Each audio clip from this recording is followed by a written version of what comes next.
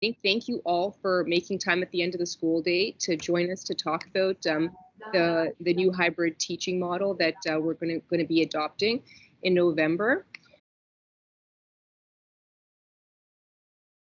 So if you guys can all join me in the name of the Father and the Son and the Holy Spirit.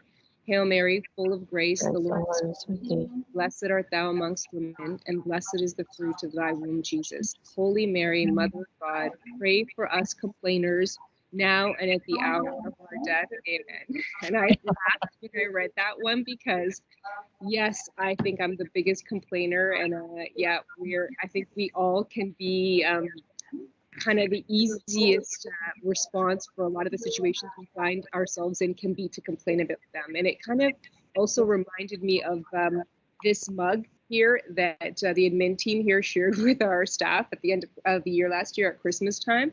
And it's that famous Cardinal Leger quote, which is the antithesis of complaining. You know, the first mission of life calls us to look into our own hearts and then ask, what can I do? Not what I can complain about, like what can I actually do? And it's like, it's that call to action is the exact opposite of the attitude of complaining that so many of us can adopt in the frustrating times we find ourselves in right now. So I thought that was a great kind of version of the Hail Mary that we could start our meeting off with today.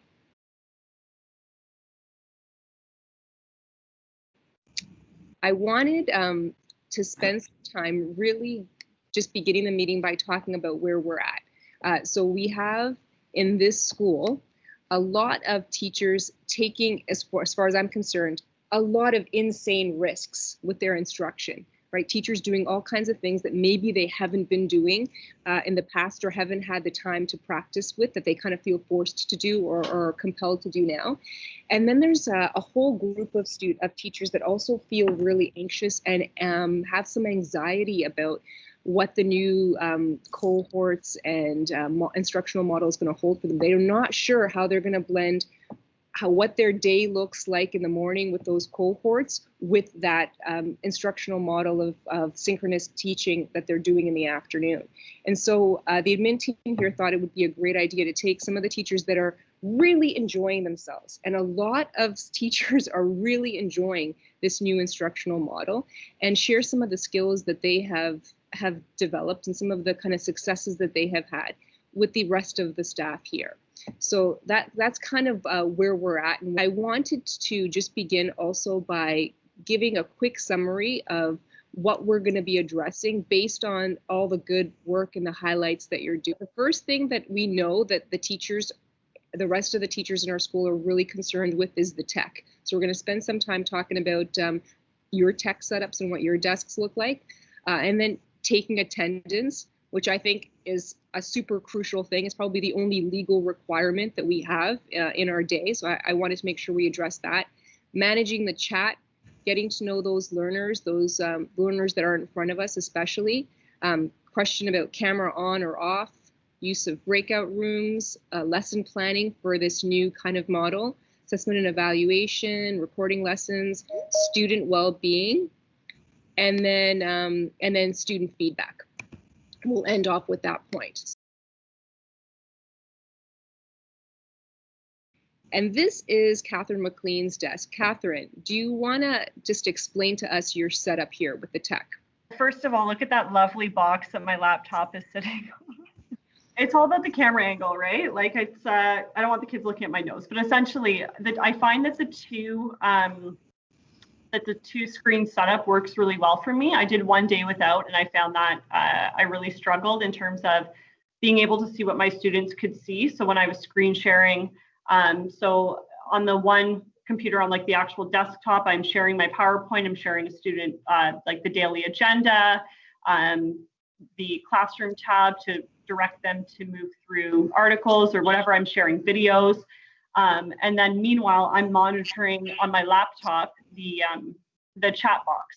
So I'm able to then monitor their comments because my kids don't really turn on their microphones. They're not comfortable, and that's okay. So I will then read through the chat box as we discuss, like I'm teaching law, so it's a lot of discussion based. And then I will read their answers and, validate that way and give feedback. kind of like an Instagram live. That's how I manage it that way. I find that that works in terms of me being able to read the comments and also see who's popping in and out for attendance without it showing on the other computer.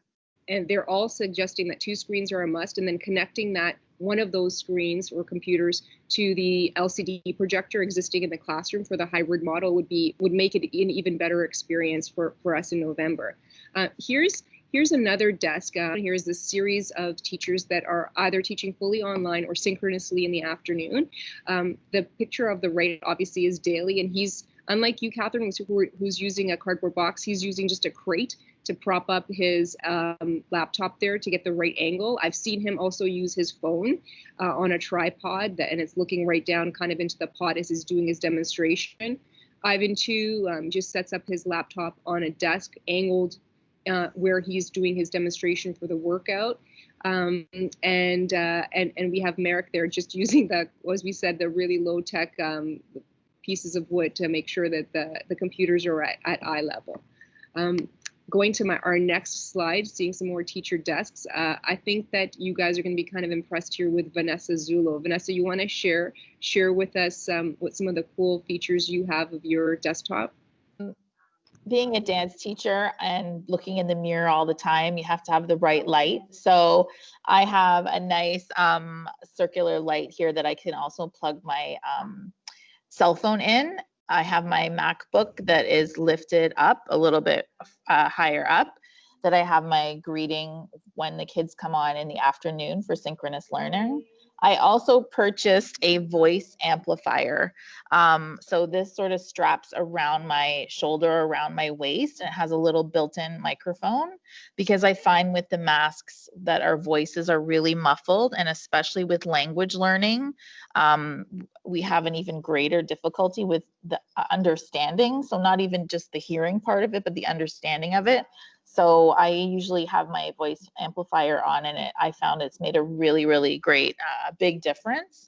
I got this inspiration from Sylvia Udick. She was the one who first got her amplifier. So of course I had to copy her.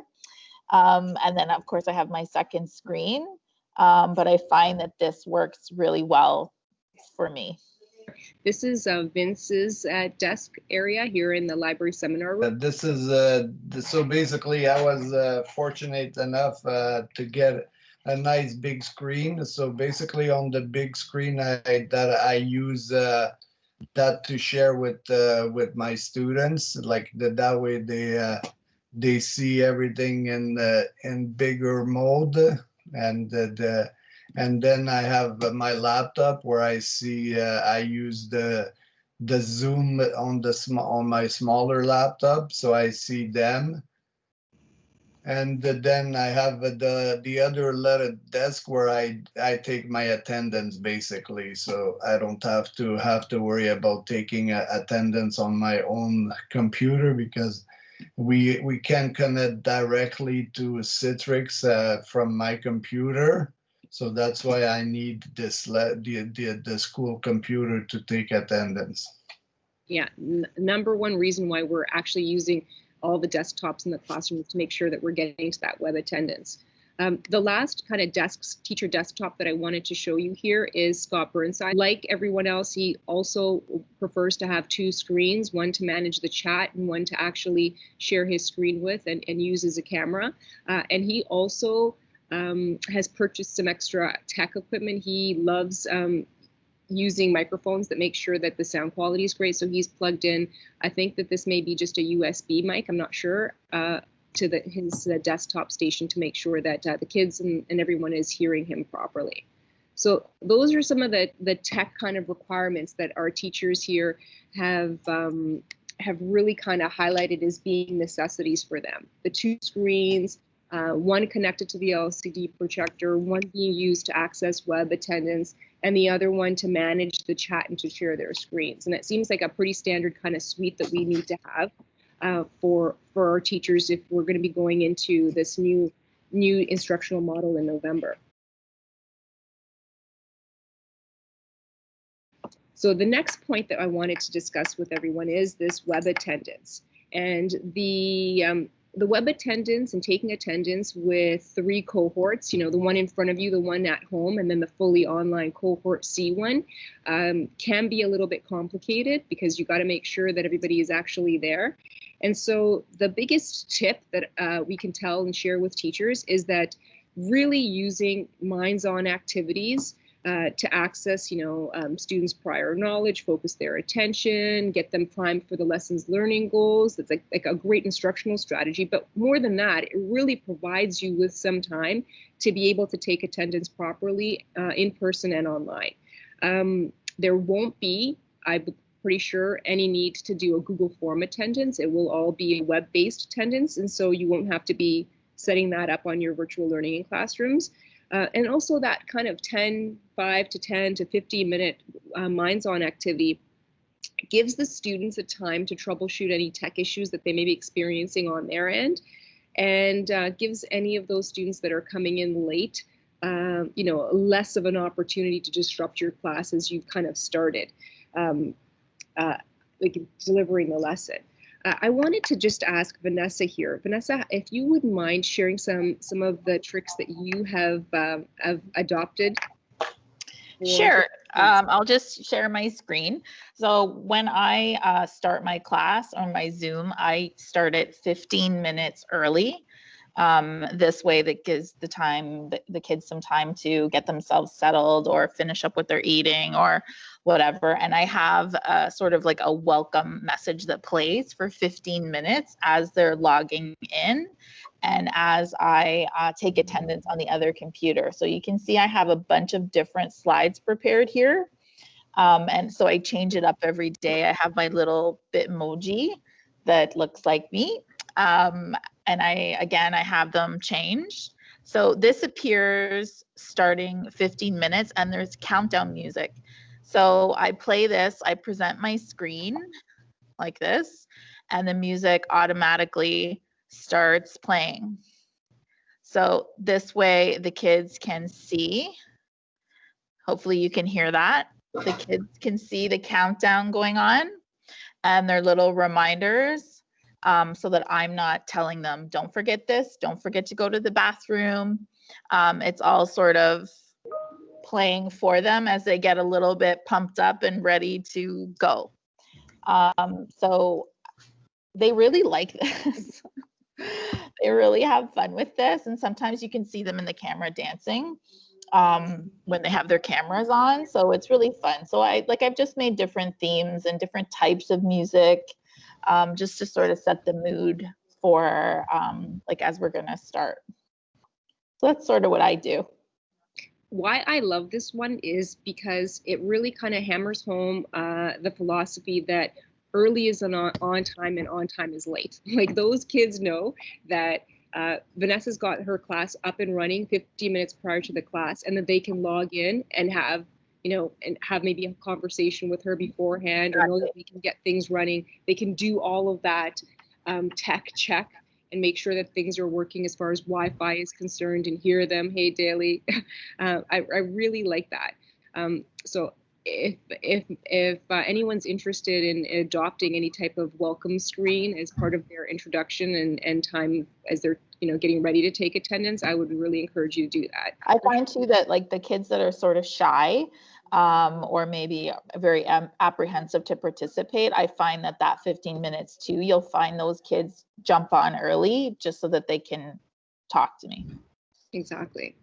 Now, we're going to be talking about doing attendance checks and how those can be done a little bit more smoothly or subtly throughout the course later on, but that's going to be an important aspect of attendance taking in the new kind of instructional model as well.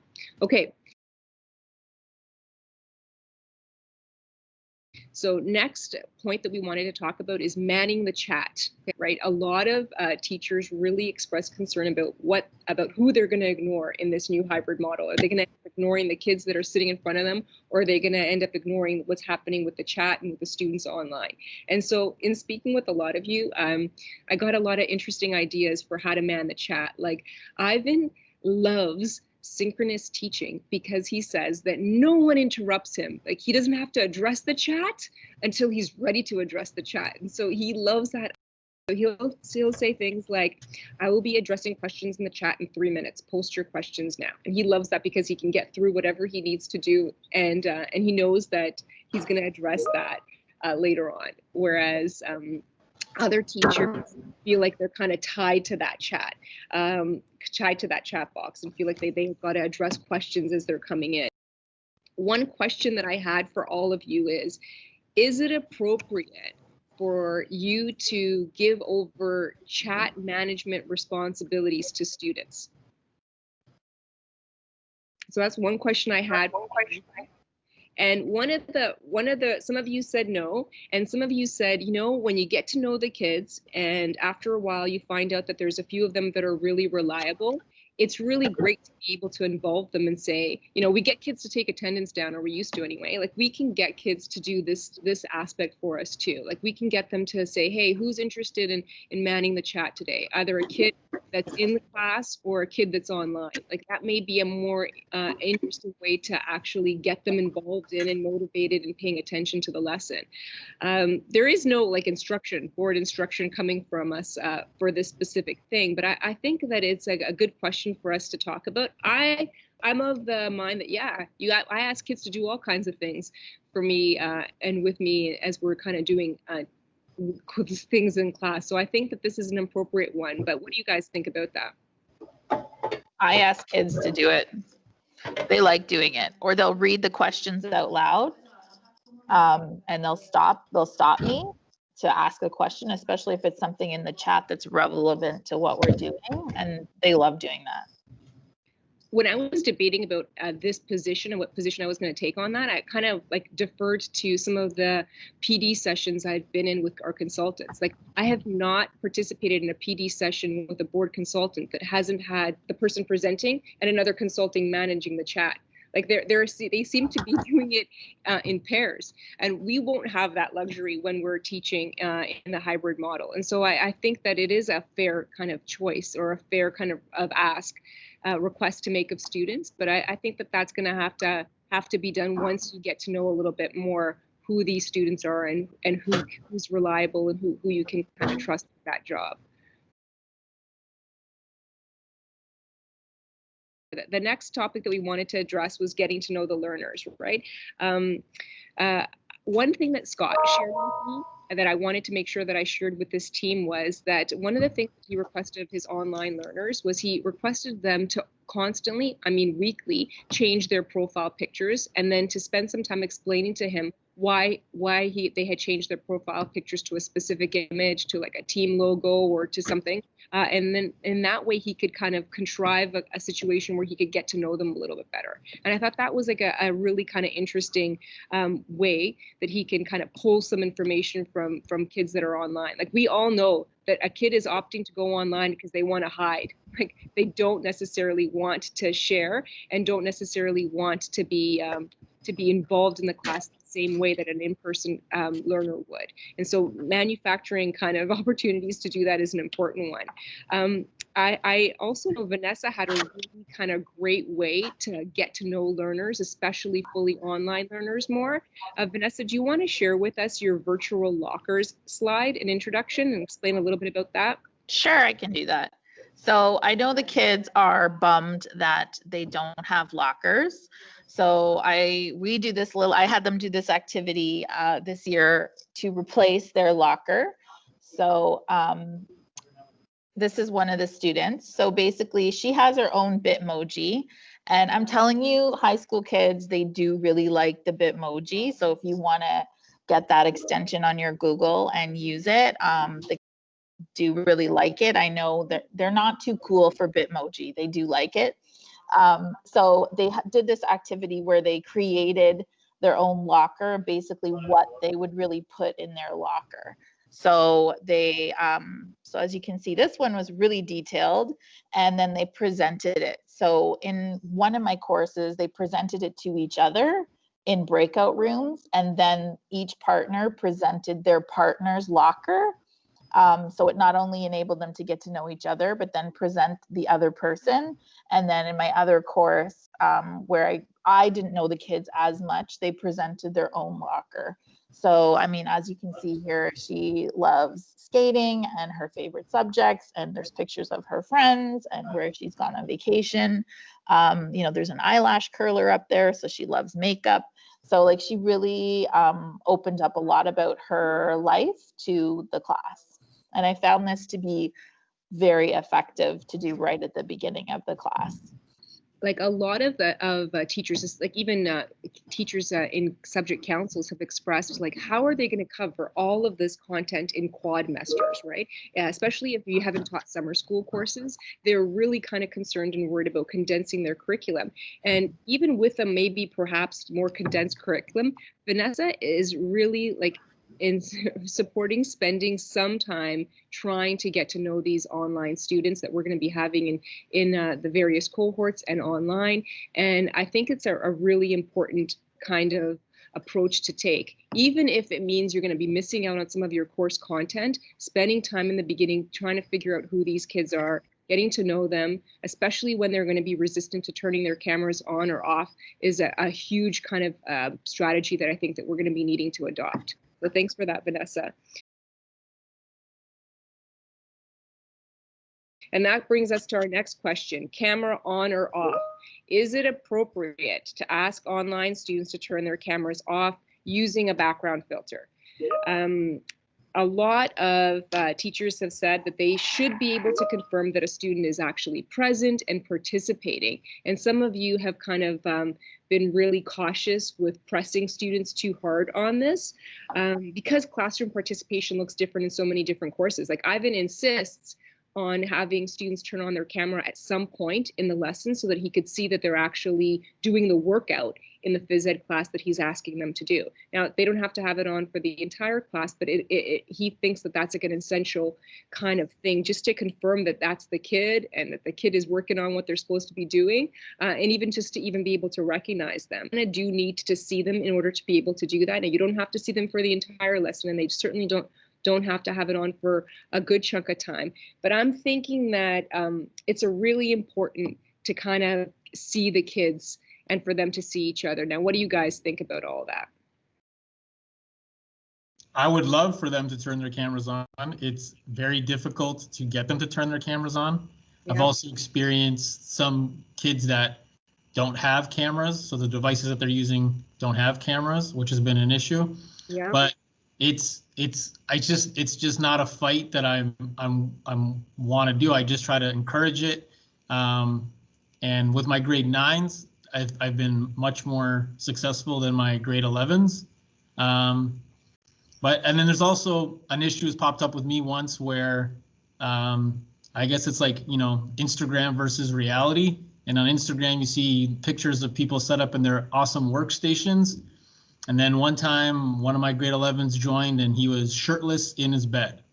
So I was like, you know, you can just turn the camera off. And so it's like, that's kind of the way that things are. And so since then, I've always just kind of been cameras off, especially with that class. And when we do big discussions, I always try to encourage people to put their cameras on because it's just nicer to talk to people when you can actually see them. But I've just been so used to the black screens now that I just kind of accepted it as my model. It seems to be a kind of surprise amongst teachers across the board that students are so unwilling to unmute themselves, that they're so unwilling to participate by actually showing their faces and looking at each other. And it's going to kind of be a bit of a barrier for us to get to that point, especially because we're probably going to be having to ask them to mute themselves and to turn their cameras off just to ease up some of the pressure on our bandwidth, when all of us are going to be adopting this hybrid model and accessing Wi-Fi at the same time. I think that challenge isn't gonna be going anywhere. And I do think that while it would be nice to be able to say, yeah, turn your cameras off, I don't think that that's going to be realistic for a lot of our kids or a reality. Anybody else want to jump in on that point and express some of the experiences you've had with that? I'm having pretty much the same issue as Matt has been having. Like, they don't mind sharing their voices, but when it comes to showing their face, especially my grade 9 applied French, Like I have no clue what they look like because they really don't want to show and I think they're also intimidated with the subject that I teach because they're not too confident in it. So I think that could be a factor that's adding to it too. Just wanted to say that it really depends on the group of learners that you have, of course, and how you've cultivated that positive relationship at the beginning.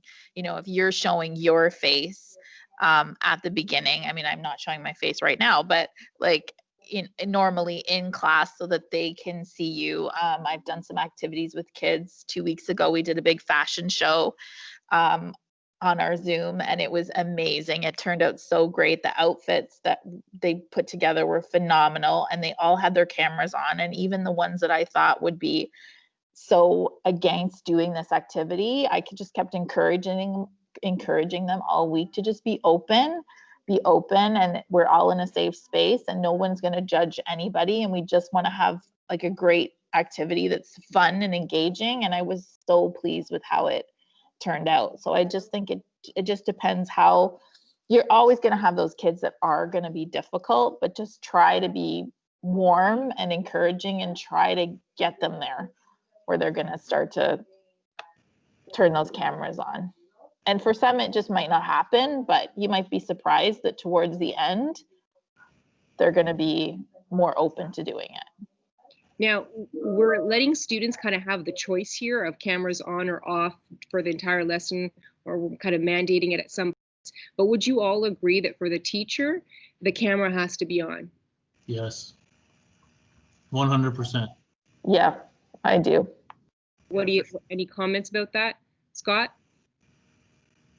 Yeah, I actually tried a little experiment just yesterday, and it worked stupidly well, especially in the afternoons. Bandwidth gets ridiculously bad, and I found I wanted to watch a 20-minute clip on the Prophet Muhammad. And what actually worked ridiculously well is I turned my camera off, my microphone off, I sent them the link, and they watched it separate from our bandwidth. And they said, oh my God, this is so much better. But we kept the chat open. So we were able to continuously chat with each other while it was going on. That way I wasn't sucking up their bandwidth and they were able to actually interact a little better. So that's the one exception I would say, camera off, is when you are all watching a video together. That way you're saving just that little bit of bandwidth compared to everyone else. Right. And oftentimes when teachers are recording parts of sessions, they'll also ask the students to turn their cameras off just to make sure that their images and profile pics aren't on there. So a couple of things about this, like cameras on, cameras off. So I'm teaching fully online, right? I'm not in this current hybrid situation. So I don't know if this is just, unique to the two groups that I have, or if it's the experience of other virtual teachers. But I'm teaching kids from 6 schools. So some of the kids are from Leger, but they're from Roche, Campion, Gonzaga, Mount Carmel, and St. Joan of Arc. So I think some of the inhibitions about turning those cameras and mics on is because these kids also don't know each other. If they were all Leger kids, maybe there would be more of a sense of security and safety around that. But I think that there's some anxieties that these are truly kids that aren't part of their peer group.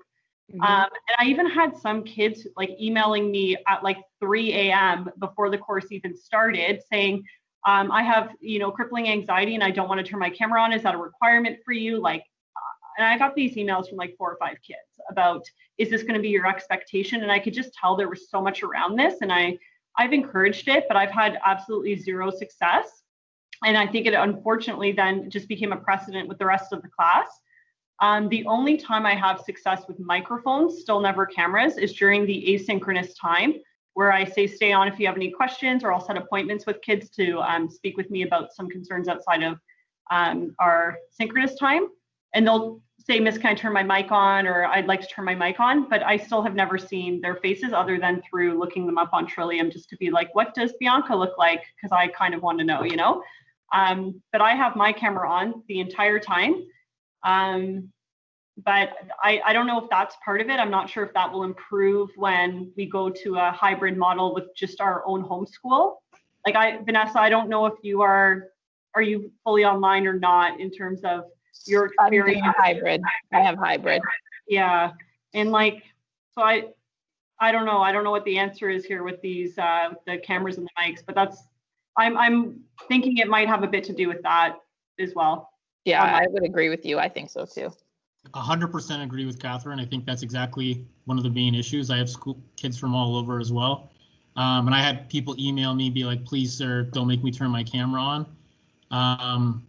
One of the things that I'm concerned about as someone who's fully online and who's jumping to the hybrid model is, and I'm someone that regulates my chat pretty diligently. Like I'm really encourage people to use the microphones, and I kind of ignore the chat until the very end. And so then kids kind of have no choice but to participate using their microphones. And I feel like that's kind of worked, even though it may not be the most encouraging way to do it. But one of the things that I'm concerned about jumping to the hybrid model is I don't want my own bias to kind of come into play. And I'm worried that the kids who I see and I talk to all the time are going to be the ones that are going to get all of my attention. Meanwhile, the ones that never say anything or only write in the chat and are only black screens are going to become afterthoughts. And I'm trying to put that to the forefront of my head and to do things to make sure that those kids are included. But I'm concerned about the fact that I'm going to have these relationships with these kids that are inside of my class, and then I'm going to have this third cohort that's going to be, if they don't turn their cameras on, I feel like I'm never going to have that same kind of connection with them, despite anything that I might do to try to make that connection. So for me, that's a big concern about jumping to the hybrid model. I've had the same issue with students that are super anxious about turning on their camera and the voice and all that kind of stuff. And what I found that does work is kind of slowly just taking baby steps with these group of students. Maybe slowly just getting them to have one little activity where I'm up here using my blackboard and I'm jotting down things that they just say out loud, whether it's one thing, another thing. And then, a couple days later, they're starting to feel a bit more comfortable about it. Okay.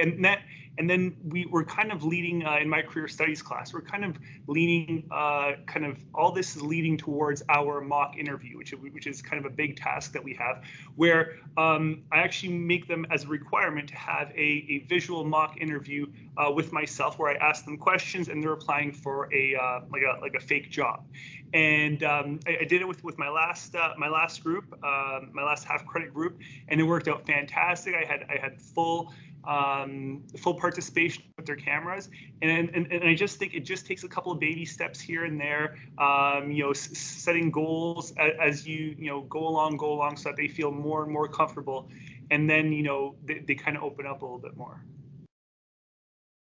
It's going to be a real challenge making sure that you teachers can connect with those online learners, especially if they're not seeing them or if they're not at all ever wanting to turn their cameras on.